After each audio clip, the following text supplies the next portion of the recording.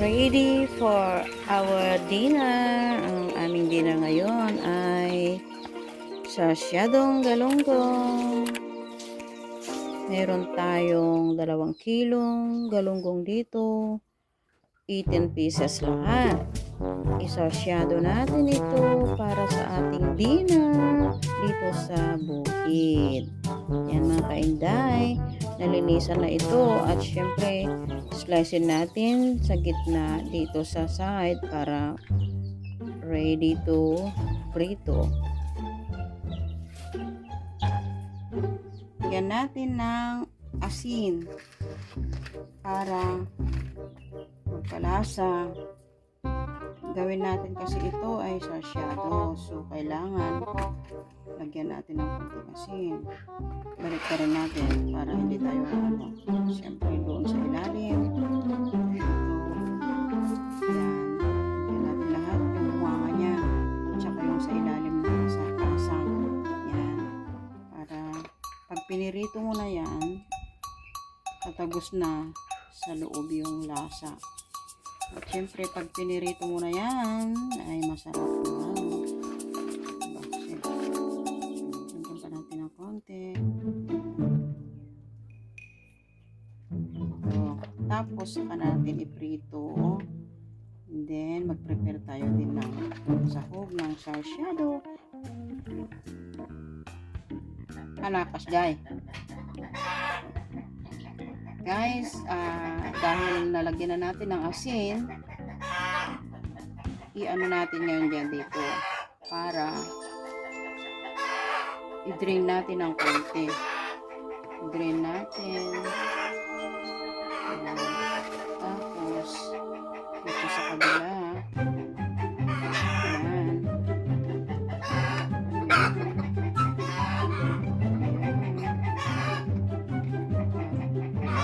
Dahil hindi nagkasya, ilagay natin dito sa isa. Ang lalaki.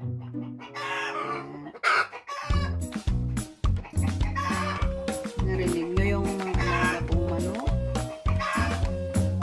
Yan, mga kaibigan. Yan. Yan, ibilad natin yan. O i-dry lang natin ng konti para pag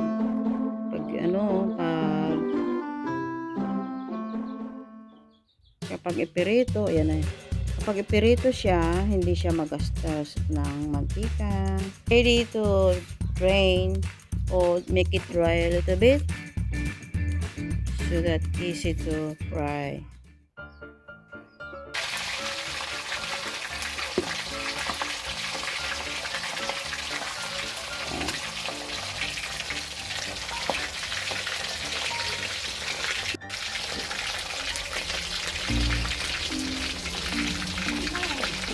Ito na yung piniprito namin para sa sasyado. Gamit namin ng kalan na kahoy.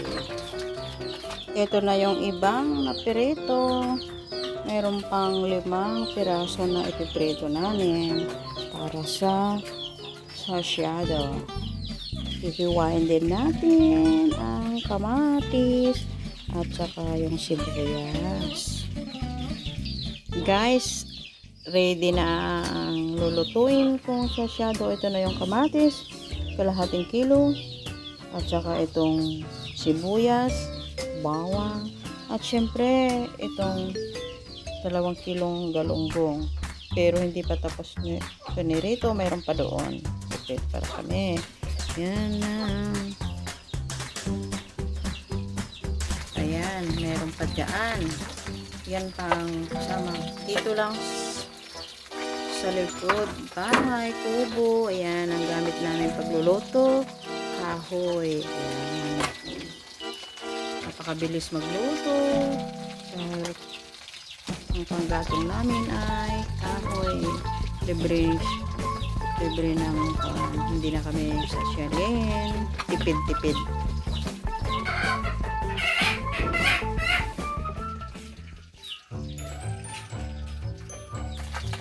Ayan, pwede na. Hanguin na natin ang last na pinirito at tayo magigisa na ng kamatis. Siyempre, para masarap, gamitin natin ang pinagprituhan natin ng galunggong na panggisa sa ating kamatis. Ilagay na natin ang bawang.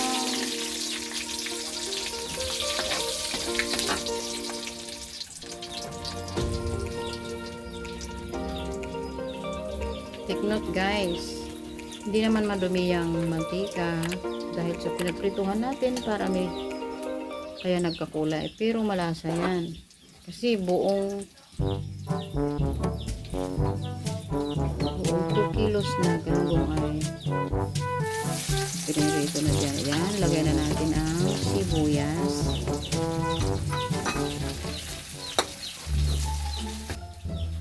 Yan guys, napaka-colorful yung mantika niya. Nandito kami sa kubo. Ito na kami nagluluto. Yan. Pwede na natin ilagay ang kamatis. Yan ang kamatis. Wow! Kalahating kilong kamatis.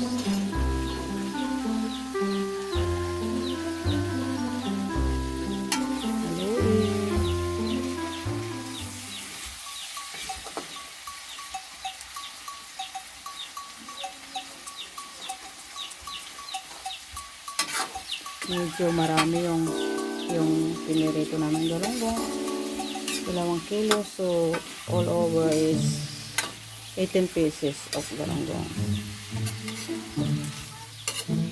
Yan guys, tipid na kami ng syalin dahil dito na kami, marami kami kasing mga kahoy, kaya dito na kami magluto sa kalan. Yan, lagyan na natin ng soy sauce.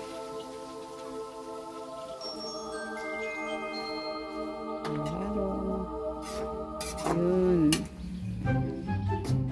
Nasa inyo na kung gusto nyo yung dry. Mayroon kasi yung dry na gusto nila yung tuyo pag nagluluto sila ng sarsyado. Pero dahil alam naman ninyo, kaya lagyan ko ng konting sabaw. Yan, nakita nyo dahil nilagyan ko ng soy, nilagyan namin ng soy kaya nagkakulay yung kamatis. Lagyan natin guys ng pampasarap, magic sarap. Okay. Ayan. Tulad ng sinabi ko, dahil marami kaming lulutuin, 2 kilo, 18 pieces overall, so dinagdagan namin ng sabaw. May mga bata kami kasi dito. Ilagay na natin ang galunggong dyan sa kawali. Nilagay na namin ang piniritong galunggong doon sa sabaw ng sarsyado. Siyempre, pwede na natin mamaya balik ta rin. Dahan-dahan guys, kasi madudurog. Yan. Kailangan ng, kasi napakarami ito guys. 18 pieces, tapos malalaki. Yan. So, make it slowly and slowly. Yan. Lagyan ng sabaw sa top para ma-absorb niya yung ng galunggong yung sabaw at medyo lumambot ng konti kasi yung galunggong kanina pinirito naman tayo ng medyo crispy para hindi siya madurog. Yan.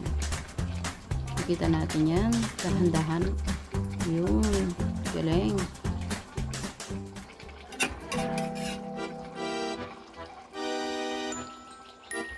Yan na.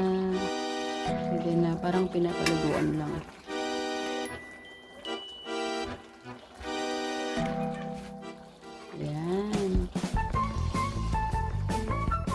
Ito na ang final. Thank you guys for watching. Sa mga hindi pa nakasubscribe sa aking YouTube channel, please subscribe and press the bell button para updated lagi kayo sa aking video. Thank you.